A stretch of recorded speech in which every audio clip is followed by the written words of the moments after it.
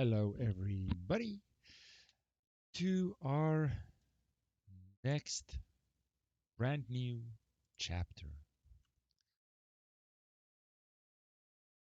We are going to move on to a new topic that hopefully gets us thinking about problem solving in a way that you might not think is helpful, but is actually the most helpful. And it also leads us into our discussion on probability. So we are going to talk about sets and events. These two things are really the same. Started.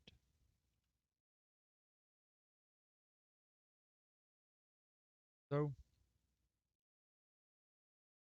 when we talk about a set, that is not pretty writing, is it? Wow.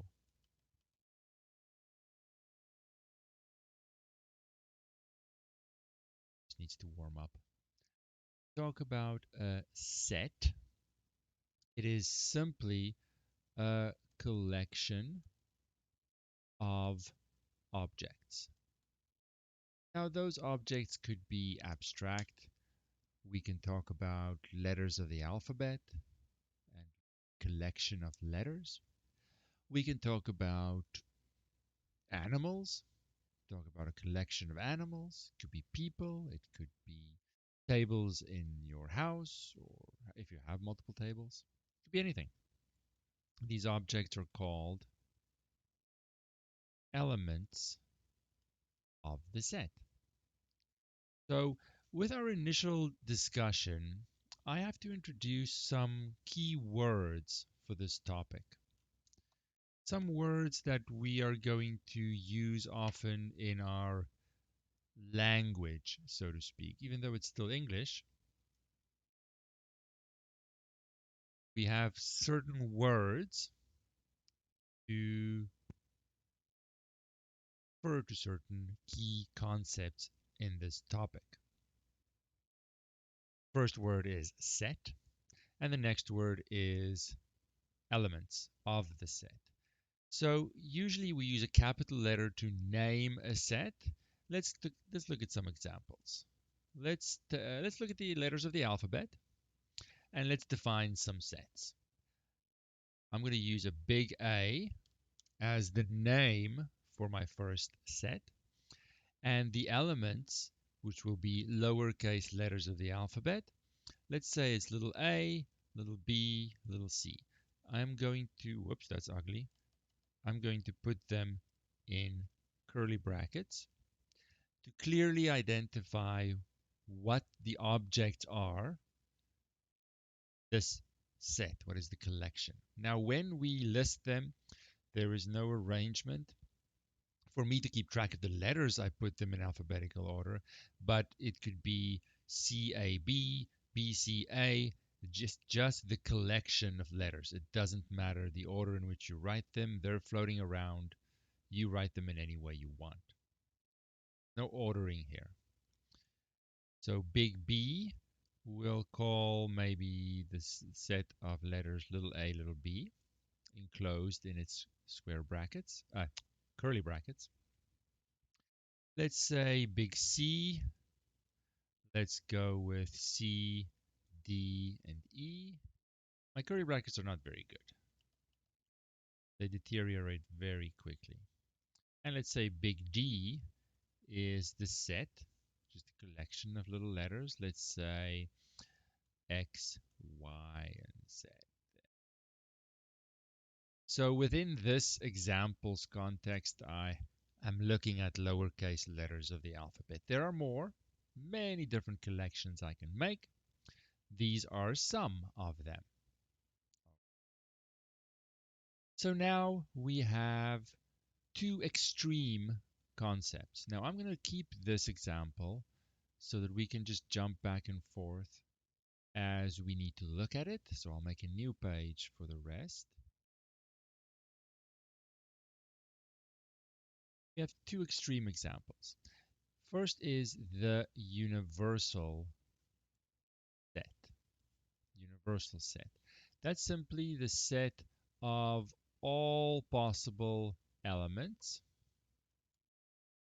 in question, in relation to the topic.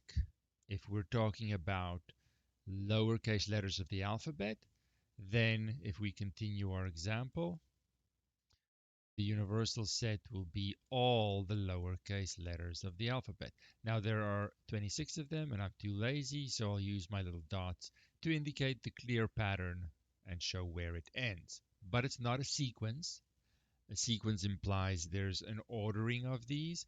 There's no ordering, but I'll list them in a logical way, of course. They could be shuffled. Anyway, it's still the same collection.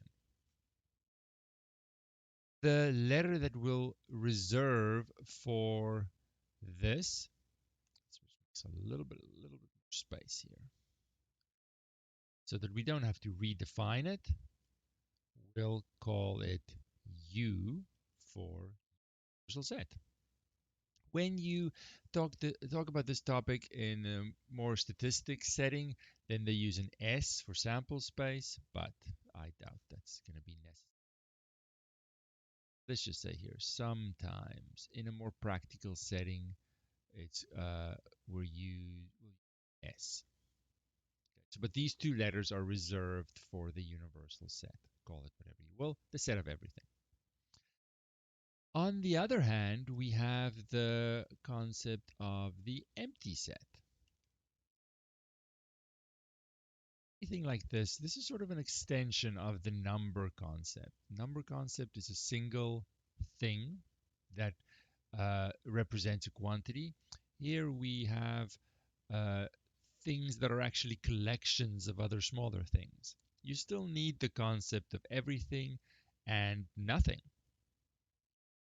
This is simply the set, let's say you're containing, set containing no elements. It's empty. So it doesn't really matter what our example is. It's irrelevant because it won't contain anything. Now we can write, or let's write, may want to write curly brackets with nothing in it. It looks a little weird to have nothing in it, especially if I'm now combining these sets and listing them in sort of combination with each other and make more complicated things. Just two curly brackets with nothing in it seems a little out of place and can be misread easily. So this is a little sloppy, though technically I suppose correct. We'll give it a name. Special symbol to always refer to the set that contains nothing. And we'll use the Greek letter phi.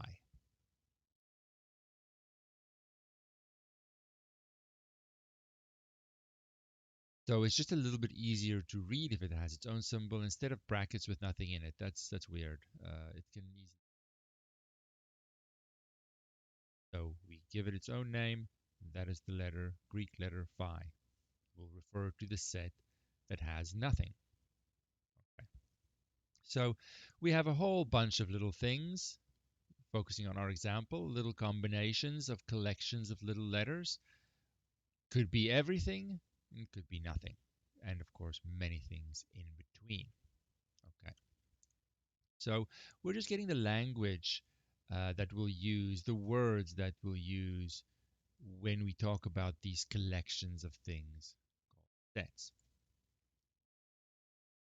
And it'll be a little bit slow in the beginning, but we'll build up to eventually solving problems using these and so on, and see how they are used and why they're necessary and so on. Right. The next is the concept of a subset. Now, many of these words are sort of chosen to have a connection to what you would think they mean, but let's clarify it anyway. So I want to make a general statement here of what we mean by subsets. So I don't want to refer to these specific sets. I'll refer to just sets in some set in general. So I'll say set E. Could be anything. Could be in the context of this, but I don't specify it because I want to make a general statement of what the subset word means. So set E is called a subset of some other set F, let's call it, if each element in E is also in F. Now let's go back to our example, these four examples and the context of lowercase letters, and let's see which one's a subset of which one. Well, I'm looking for a set so that each element is contained in some other set.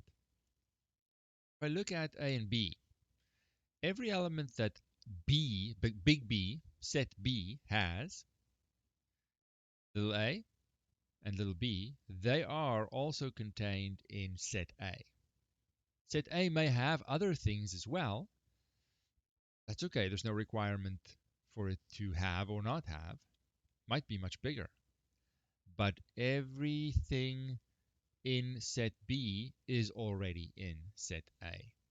And I can therefore say that set B is a subset of set A because everything it has is also in set A.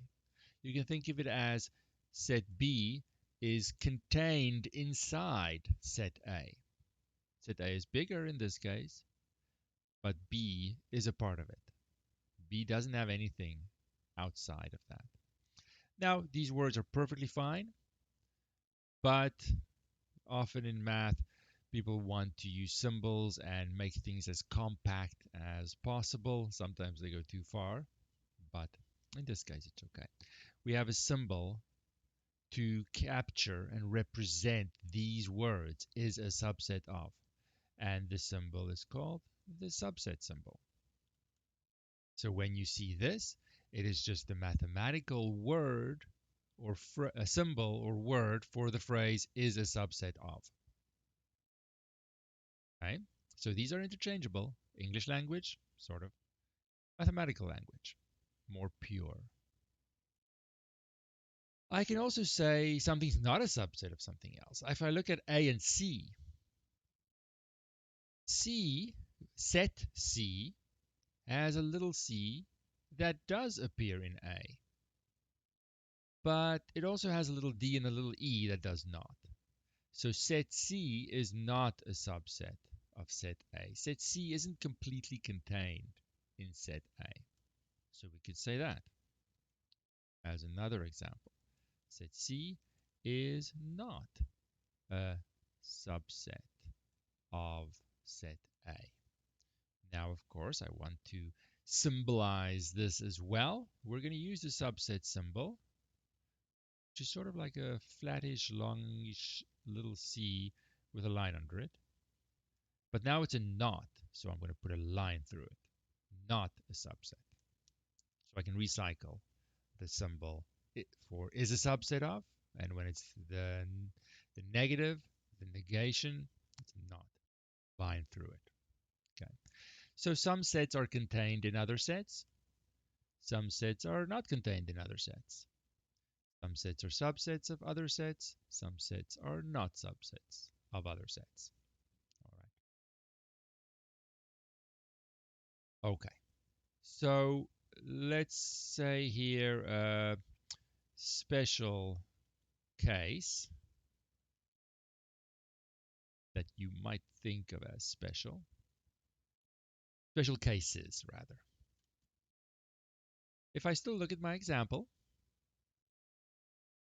and now think about the universal set, which remember contains everything. I claim that every set, this example, and any other combination you could make, is a subset of the universal set.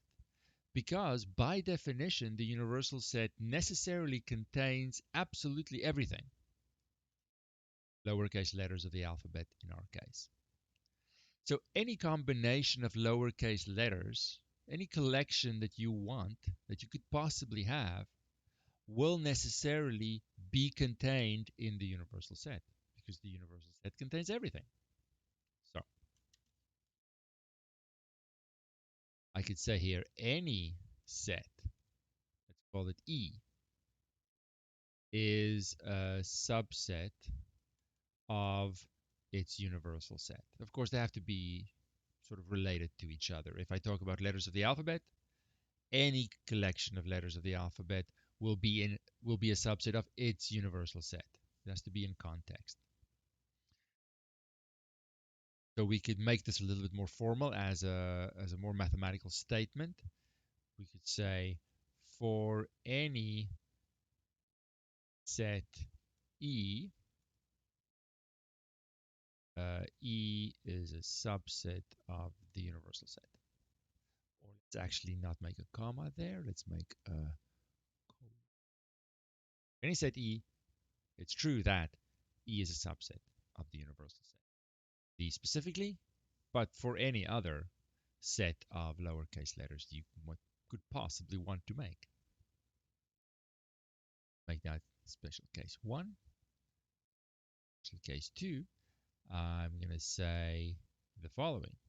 Any set called E is a subset of itself.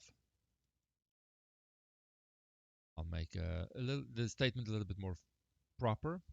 For any set E, E is a subset of E. Well, I'm really just testing if I understand the subset concept by taking my time and looking at some special cases, looking at some examples, and so on. What do I need for the subset concept? I can say it in two ways. If I make a claim like this, or I could go up to the top. I make a claim like this. Everything that B has to be in set A as well. I could say it another way. B doesn't have any elements that do not feature in A. Either way, I get this containing effect. So if I look at the set itself, everything that E has. Or, put another way, there's nothing that how should I say it? Yeah, there's nothing that E has that's not in E as well, because it's the same set. So the set is contained in itself. This right-hand set doesn't have to have more elements or be different. We could have the special case that it's contained in itself because it has its own elements. There's nothing it doesn't have. I just want to be careful with my words here. There's nothing it has that the right set does not have. There we go. Really just letting the subset concept sink in, taking my time. Now we have the other special case.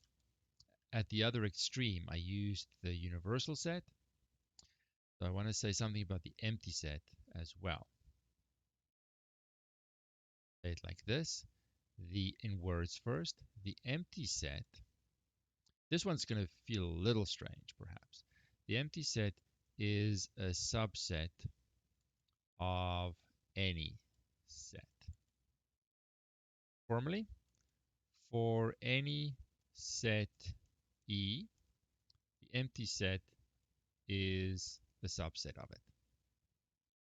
Now here it's a little tricky because my original explanation of subsets requires that any element in the left one should also be in the right one. But this left one doesn't have any elements.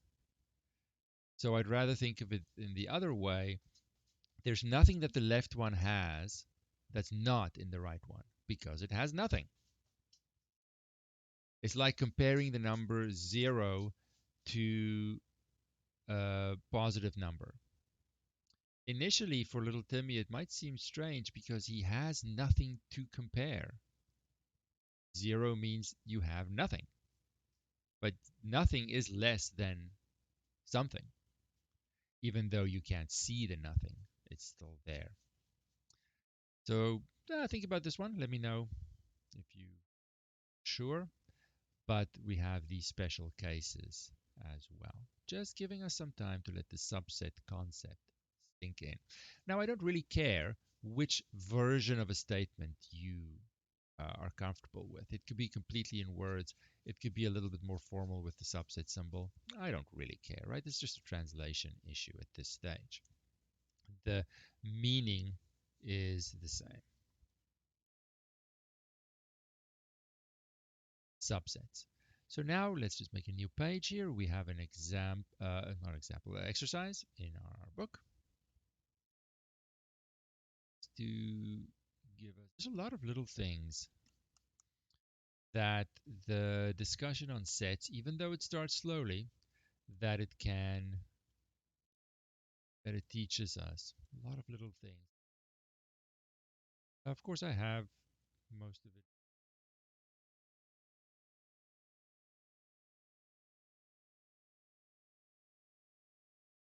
Upset concept, universal set, empty set, blah, blah, blah. 5.1. I have a set, little letters A, B, C, D. Question is, how many subsets can I make? Okay. So at this stage, there aren't many exercises, but this is a question we can do. So this is now, let's say, the original set, A, B, C, and D. Okay, so now we've had this idea before when we looked long ago at general problem solving in 142, and uh, we had to just arrange all the letters. One of the very first questions. If I assume little Timmy understands the subset concept, whether I call it a subset or not, I want to make selections of these letters, right? It's a subset concept pretty much. How many different selections can I make of this? What is he most likely going to do? He's just going to, assuming he understands the question, now he knows what to do, what he's looking for. The question is, how is he going to go about finding all the possible subsets? Most likely, he's just going to start, well, you might want to make a table, but the question is, what is little Timmy most likely going to do? He's not going to make a table. I'll put money on the fact that he will not make a table. That is not the first thing that comes to mind without some experience. He's just going to randomly start making subsets. Oh, maybe there's one. I can choose those two letters. I can choose maybe those two. I can choose a C and a D. Oh, I can just choose a B. Oops, no comma, just a B. First of all, these are all subsets. So he is correct that these are subsets. The question is, how is he going to go about it? And if he does just randomly go about making subsets, you ever going to be 100% confident that his list is complete? Probably not. He's just going to hope for the best. And if it's all shuffled around like this, I'm not going to be confident when I'm done. Do I have them all? I don't know. Random strategy is not going to work. Well, it might work. I'm just not going to be confident to know when I'm done. So all the way back. Perfect. So we want to do the same thing, but we want to do it in a structured way so that by the end, we know for a fact we have them all. That's the difference. So I'm going to start by looking at the size of my subsets. First one is the empty set is a subset of anything. That's one I can easily forget. Essentially, it has nothing in it. Let's say here size 0. It has nothing. Then I can go to size 1. All the single element subsets. Please ignore the sloppiness of my curly brackets. They're curly brackets, even if they don't look like it. I can choose a subset. I can have a subset that is choosing just one letter every time. So now I'm systematically working through my possible subsets by size, for example, and by the end, I'll be much more confident that I have them all. Just randomly picking them, I could easily miss one, especially if I have more letters to start with. Okay, now size 2. Well, I could have an A and a B, and even within this size 2 group, I want to have some structure. I want to stick to the first letter and then say, okay, A with B, A with C, A with D. Now, the ordering within a set doesn't matter, right? So I couldn't have anything else paired with A. I only have 3 other letters. But I could have B. Now, I'm not going to write A again, right? Because that's the same as this one. There is no ordering. So I only need to look forward. B with C. B with, look at that curly bracket. Wow. B with D. And then I'm done. B has been paired with each of the other 3 letters. Then I can look at C. C has been paired with A and B, but not D yet. And then D. D has been paired with all 3 other letters. Now, because yes, I'm structuring my list by way of size, and when the size gets a little bit more interesting, I want to have some structure in that little list as well, so that by the end, when I write the CD set, I know there are no more of size 2. I am 100% confident because I can explain how I made them, how I listed them, and I can convey that confidence to someone else. Well, then I'll go up to size 3, where I have to be a little more careful. I'll fix the first 2, A and B, just as they appear. And then it could be paired, so to speak, with C or with D. Now, I can't keep a hold of A and B anymore. I'll keep A, but maybe focus on A and C. Now, A, C can be paired with B, but that's been done. So it still has to be paired with D. Then I can try and hold on to A as much as I can and focus on the pair AD being paired with something else. Well, AD has already been paired with B here and with C there. So I'm kind of stuck. I only look forward based on my systematic way of listing them. I'm only going to look forward, and there is nothing else to attach to the AD pair. Looking back would just double up on what I already have. So that's as far as I can go with my A. I've paired it with everything I possibly could while still having the option of looking forward. So I could also then look at a pair BC would be next, and that still has something forward to be grouped with a D curly bracket there. Then I don't have anything else to do without doubling back and finding something I already have.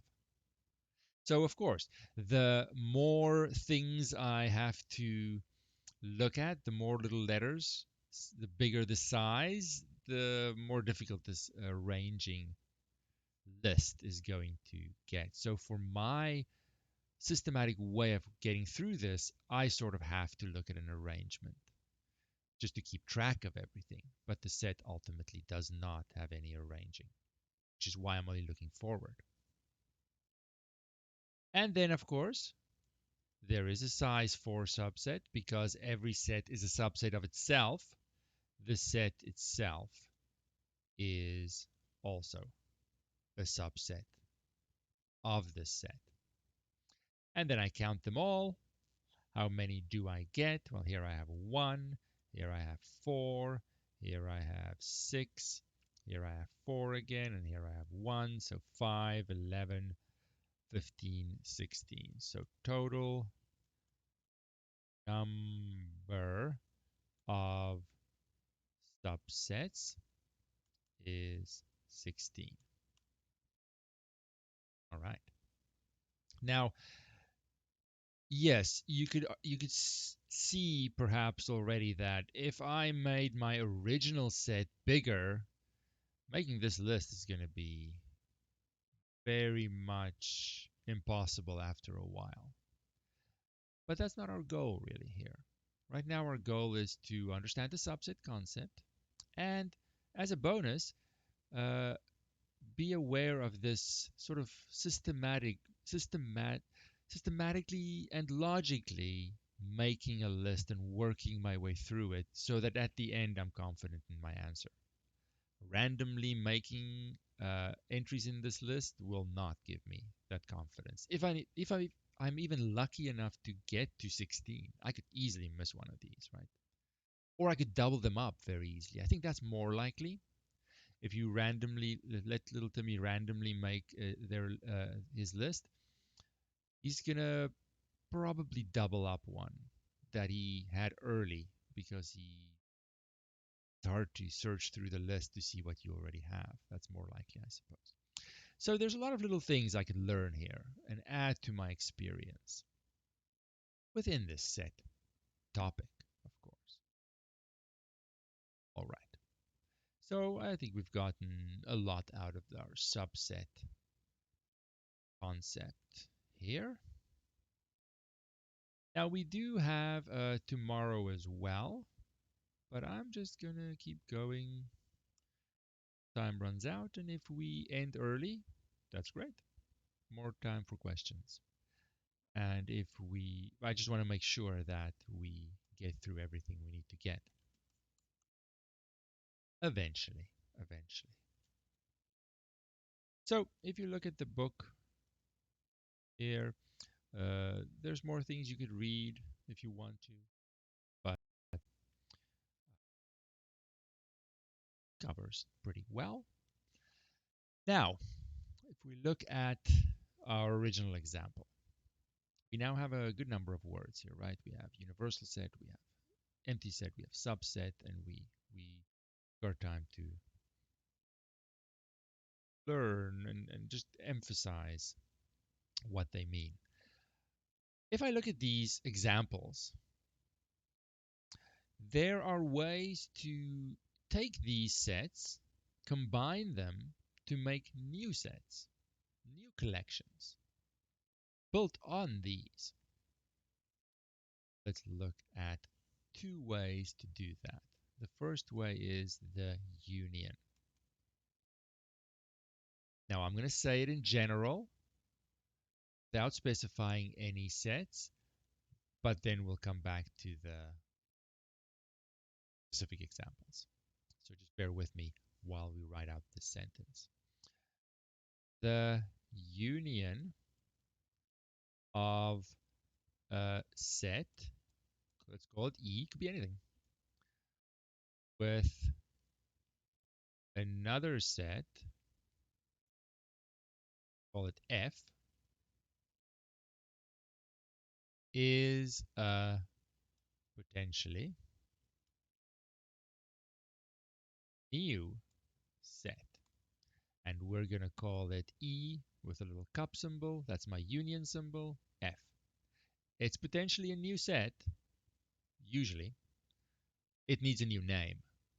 But because it's going to come from combining E with F in some specific way, I want to have the new name refer to those original sets.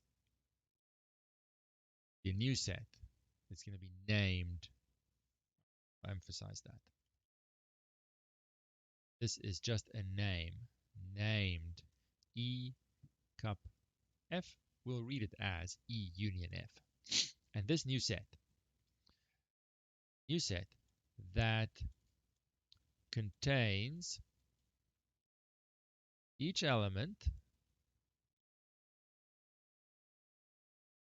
in E or in F or in both. It's not a U. It doesn't have a little line there. Not a letter, it's a symbol. It's the cup symbol. But you can think of it as a little U for union. And if you write a U there, it can't be a big U, right? Because big U is universal set. So this the closest it is to a letter is a little U, but it's not a little U. It's a symbol. It's the cup symbol. It's the union symbol. See, look at this cup symbol, letter U. It's like night and day. See, it's not the same thing at all. However, since it's so convenient to think of U for union, if you want to write a little U there, I'll look the other way. So I'm making a new set. I know it's night and day. They don't look the same at all. I totally agree. New set contains everything that E contains, or it could uh, come from F as well, or it could be elements that happen to be in both. Let's have a look at our examples. Jump back and forth here. Here are our example sets. Let's take A with C. A union C. So even though it might not make sense to you right now, please take note that I am never using the word and when I talk about union. I'm never saying A and C for reasons that'll come up soon. I'll say the union of A with C. I'll say A union C. Don't ever use the word and here. So I'm making a new set. Whew. Let's assume that's a curly bracket and move on.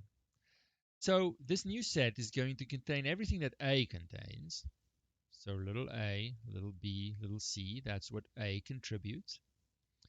Or the elements in my new set could also come from the second one, C. C or big C, set C, has little c, little d, little e. I already have little c in my list. So there's only one letter C. It happens to be in both. So I'm not doubling it up. But C does contribute some new letters, little d, little e. So don't write two C's. That's never going to happen. There is only one letter C. It just happens to be in both. So when I look from left to right at the contributions that these individual sets make, I already have it by the time I look at the second one. So really, this is a merging of the two sets, so to speak. Everything that any of these sets have, I pool it all and make a bigger set. Throw them all together. No discrimination. Just everything comes along. Just don't double up anything. Sometimes there might be no overlap. A with D, A union D. Well, set A contributes some letters. Set D contributes some letters. No overlap at all. So even though the originals contain 3 letters each, you see the union might contain 6 or might contain 5. It really depends on what they are. What about A union B? I have to look at them to remember. I just go left to right, whatever. A contributes little a, little b, little c. Set B contributes little a, little b, but it's already in there. I already have them. So B doesn't contribute anything, really. Which leads me to an observation. And I want to make these observations slowly so that I can get used to this union that I just defined a minute ago. Very important. So let's note this last one. What does this tell me? Set B doesn't contribute anything new because set B is a subset of A. So when I then look at the union, set B is kind of useless because set A already contains it. It's not going to contribute anything new. So remember here that set B is a subset of set A. And when I do the union, which is throwing everything together, whatever A contains, those are the elements.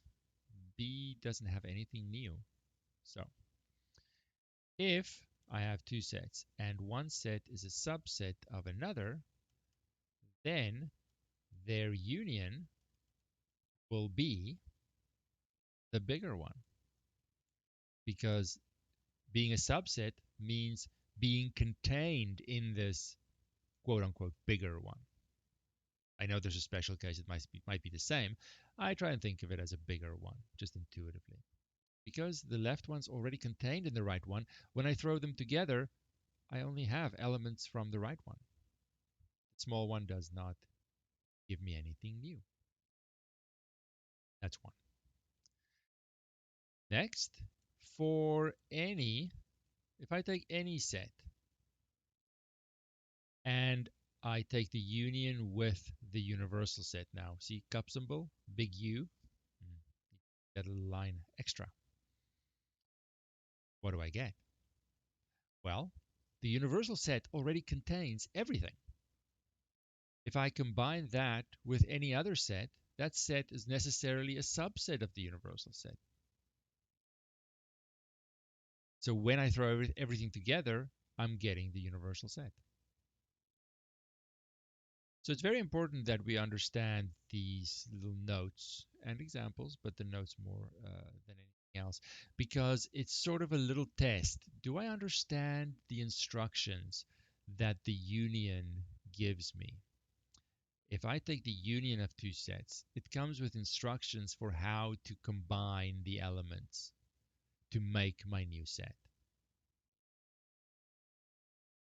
Last one. For any set E, I want to look at E union empty set. Now I know it's a lot. If you've never seen these things before, it's a lot for day one. So we'll just stop here. One more. Actually, no, I'll do a little more, which will help me for the union. Well, any set E thrown together with nothing, just BE. There's nothing to merge with.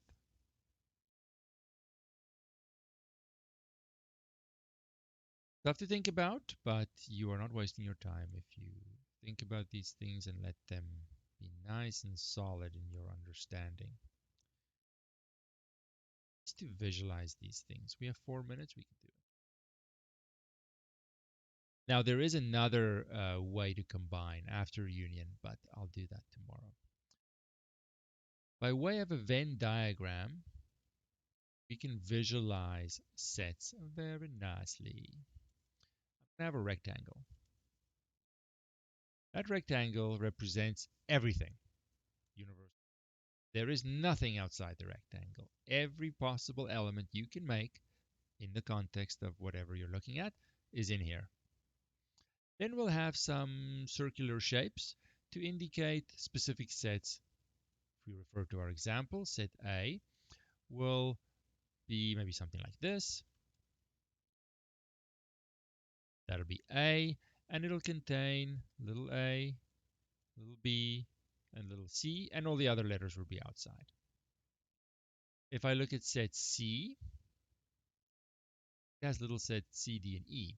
Well, that has an overlap, right? It overlaps in, let's see, little letter C. So set C has an overlap with A, and then it has its own things. Over here could be set D, which doesn't have any overlap with any of the examples. And if we look at set B, well, that contains little a, little b, so that'll be over here.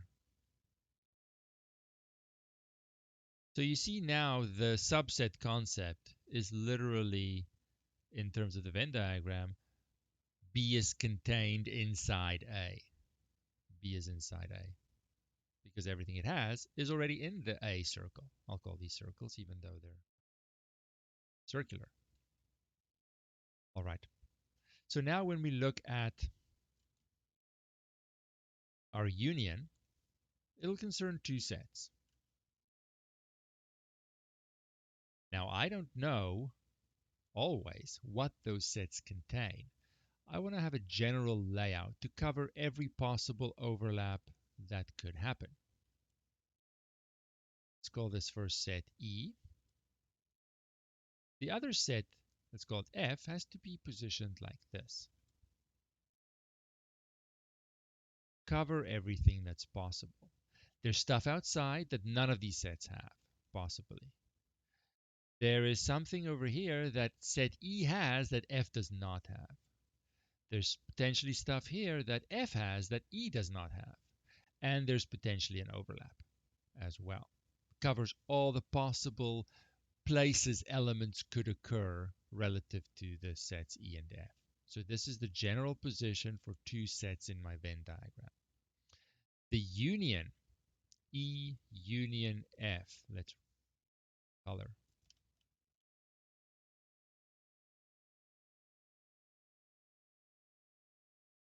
E union F. Remember, we're merging, we're throwing together E with F. So anything that's in E needs to come. And maybe F has some new things to contribute as well. So I could visualize where the new set E union F is located. Every element that is in this in these blue regions that makes up the union. Now, in some cases, one could be a subset of another, and then one of these regions, maybe this one, is just empty.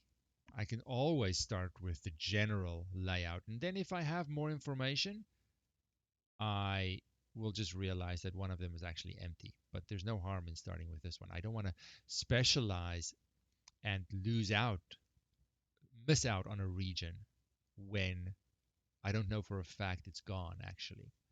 In our example here, we knew exactly what set B and set A contained, so I could put it inside.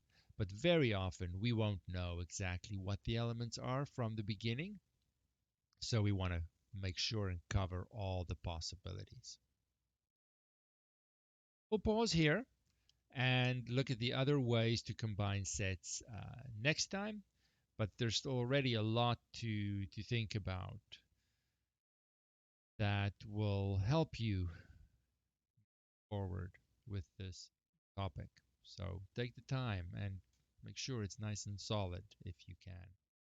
Are there any questions at this stage? We need to have some time here first before we're able to do any problems. So don't look at any problems yet. We need tomorrow before we can start looking at more practice problems. Right now, just think about what subset means, think about what union means, and all these little key words, and we'll be okay. Any last words? All right. There's typing. Let me just check. All good. Thank you. Thank you. So we'll continue this then tomorrow. Until then.